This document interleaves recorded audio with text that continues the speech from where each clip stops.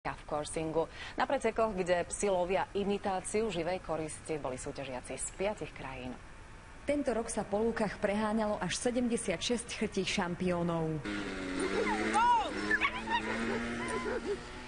U nás lovia igelit. Tráť býva od 500 do 1000 metrov natiahnutá. Dnes máte možnosť vidieť afgánske chrty, výpety, talianských chrtíkov a írske vlkodavy. Roman zvíťazil so svojimi štvornohými miláčikmi už v 6 krajinách sveta.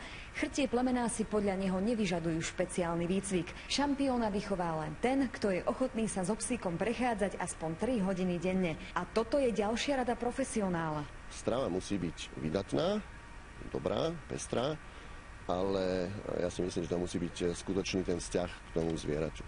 Ako bez vzťahu k tomu zvieraťu, bez pochopenia jeho potrieb, to asi pôjde veľmi ťažko.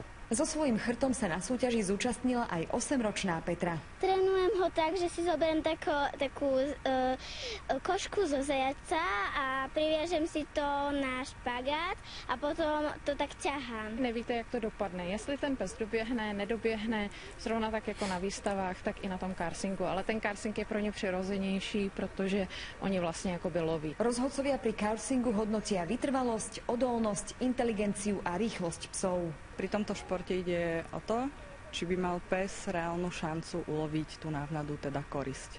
Čiže ani najrýchlejší pes nemusí byť najlepším lovcom. Chrtie plemená sú podľa chovateľov veľmi špecifické plemeno. Nereagujú na tvrdú drezúru a potrebujú veľa lásky, pohybu a voľnosti. Lucia Ďuračová, RTVS.